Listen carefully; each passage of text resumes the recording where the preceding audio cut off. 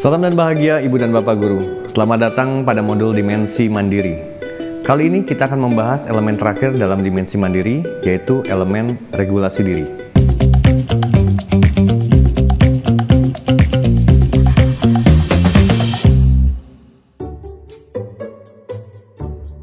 Tadinya kayak gini, aku mau pakai ide presentasi penggunaan air, tapi sudah dipakai kelompok lain.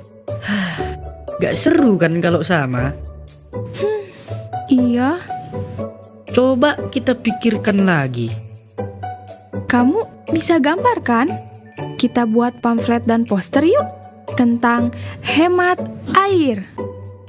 Kemampuan menggambarmu lebih bagus dariku. Kamu kesel ya? Bagaimana kalau kita kampanye saja?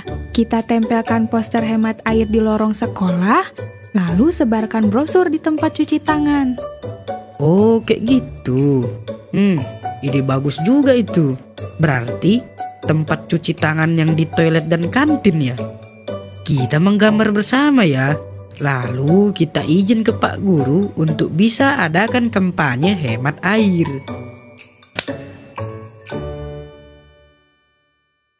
Wah, senang sekali ya melihat Matias dan Baik. Mereka sudah berhasil mengelola emosinya sehingga tetap fokus mencapai tujuan belajar. Mereka berdua berhasil mengendalikan diri, mengembangkan rencana strategis untuk mencapai targetnya. Juga mempunyai inisiatif untuk bekerja secara mandiri dengan mengesampingkan beberapa kendala seperti perasaan kesal yang dirasakan. Mereka tetap fokus pada tujuannya. Kemampuan mereka ini dinamakan kemampuan regulasi diri.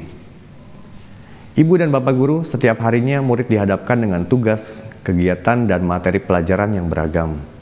Sering kita menemui murid yang senang, antusias, semangat, tertarik, kecewa, marah, sedih, atau takut saat menemui tantangan dalam belajar. Saat menemukan kondisi seperti ini, kita dapat membantu murid untuk memvalidasi perasaannya. Bahwa apapun emosi yang dirasakan, senang atau sedih, itu merupakan bagian dari proses belajar, dan perasaan selalu berganti. Setelah kita memvalidasi identitas perasaannya, kita dapat kembali memotivasi murid untuk kembali pada tujuan dan target belajarnya. Perasaan sedih atau senang harus selalu diregulasi agar tidak berlebihan. Dengan murid mengenal situasi, juga memahami emosi yang dirasakan, murid akan lebih mudah menerima keadaan, sehingga mereka menjadi pribadi yang lebih tangguh dan percaya diri. Seperti apa ya kompetensi lengkap dari murid yang mempunyai regulasi diri?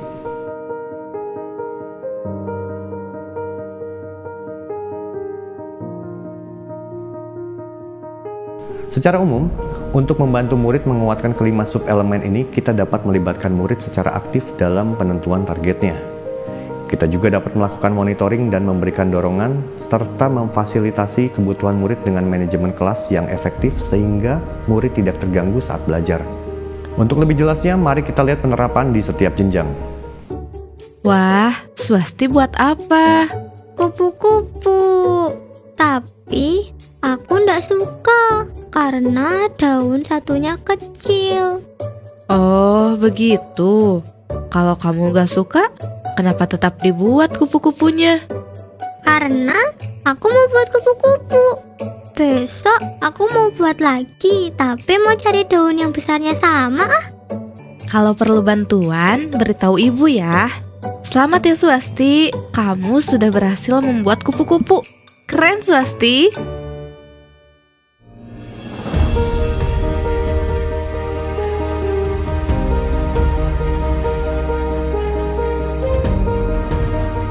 Untuk membantu murid PAUD mencapai kemampuan regulasi diri yang baik, berikanlah ruang kepercayaan yang besar.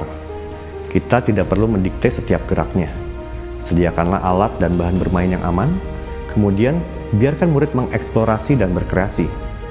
Mereka bisa kok untuk menetapkan strategi dalam permainannya. Dengan begini, mereka terlatih untuk berinisiatif kerja mandiri. Sesekali, kita dapat memberikan pertanyaan pemantik terkait permainannya.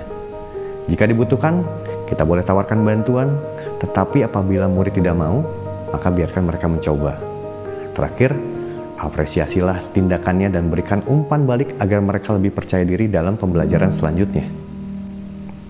Mari kita bantu murid SD untuk menguatkan regulasi dirinya melalui pembuatan target dalam rentang waktu yang disepakati, misalnya per hari, per minggu, atau rentang waktu lainnya.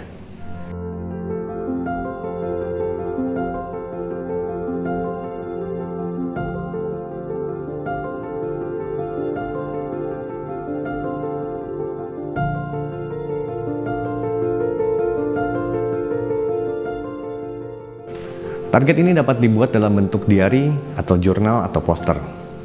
Untuk membantu murid dalam menentukan target belajarnya, kita dapat menjelaskan dulu tujuan pembelajaran dan materi yang akan dipelajari, supaya murid mendapatkan gambaran besar dan dapat menimbang-nimbang target apa yang ingin dicapai. Misalnya, minggu ini aku ingin bisa menulis sebanyak 2 paragraf. Atau, minggu depan aku ingin bisa disiplin membuang sampah di tong sampah. Lakukan secara teratur dan evaluasilah secara berkala agar murid belajar mengidentifikasi faktor apa yang mempengaruhi pencapaian targetnya. Guru dan teman boleh memberikan umpan balik sebagai masukan untuk menyusun dan menyesuaikan strategi selanjutnya.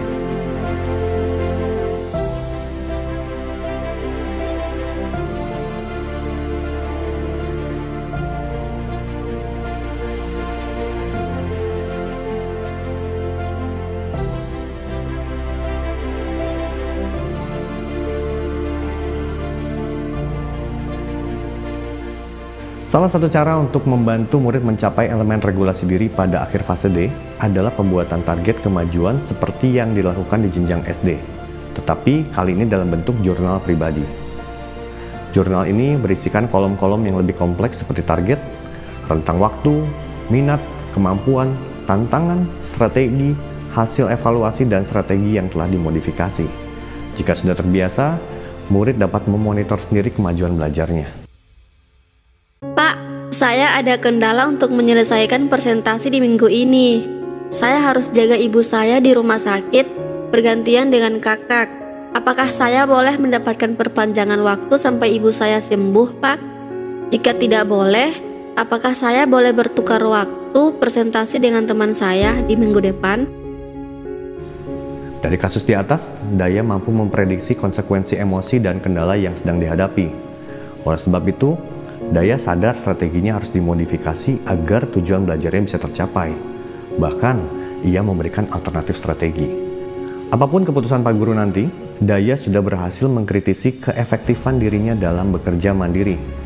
Yang perlu diperhatikan saat guru menghadapi keadaan seperti ini, harap digali kembali alasan dan permintaan murid sehingga kita dapat memberikan respon yang tepat.